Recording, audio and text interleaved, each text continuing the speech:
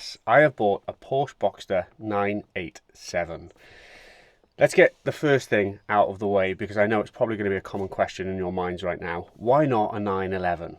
Well, the truth is, if you're following this channel, you will already know, and thank you if you are following the channel, that I am in need of a daily driver because I am in the middle of selling my BMW M4.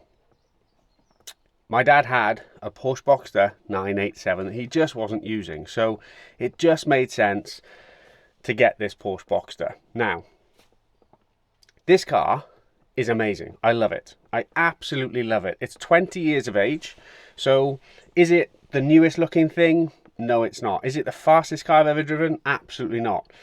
Is it the most expensive car? No. Well, at 8 grand, it's definitely not the most expensive car I've ever driven. However, when you drive this car, and for those of you that have been go-karting will understand this, you feel so connected to the road, it almost makes you feel invincible, which, you know, I admit, can be a little bit of a problem for me because you just take things to the edge. However, the way this thing drives is just phenomenal. I love it.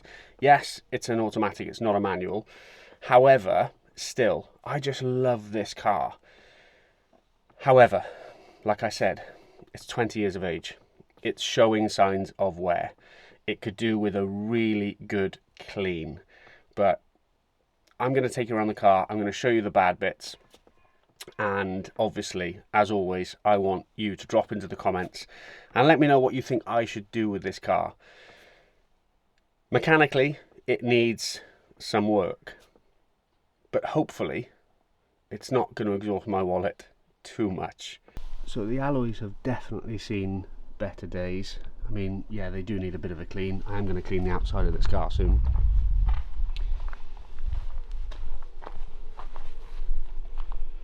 I'm definitely going to get rid of that sticker and clean it up. The back badge is a little bit worn. It's got some chips. There's some paint here that's missing. Maybe do a bit of a touch up on that. Come around to this side again, probably do a decent clean here. I mean, to be honest with you, for a 20-year-old car, the paintwork isn't in terrible condition, but there is some bit of curbing going on here. The plastic trim has faded in the sun over the years, so that definitely needs touching up a little bit. The headlights could do with a proper clean. You might not be able to see it in this camera, but they're a little bit faded here.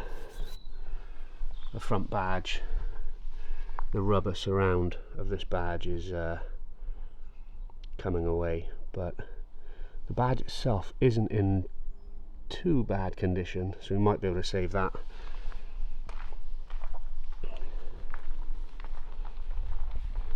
The roof is mouldy, so I'm going to be trying to clean that up as best I can.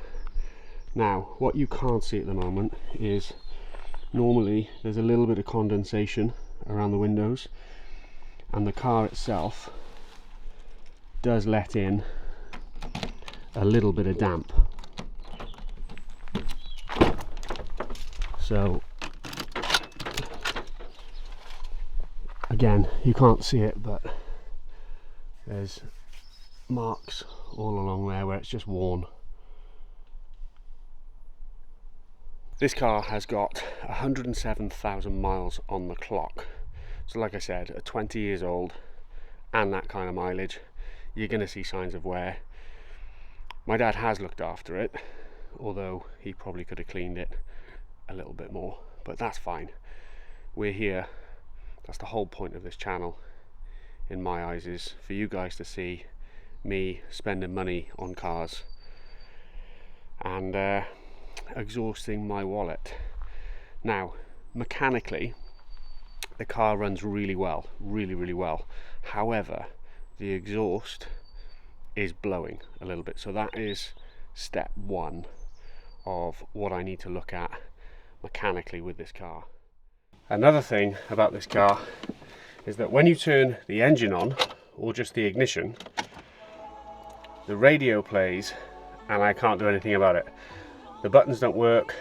I mean, great tune, but yeah, it doesn't stop until you take the keys out.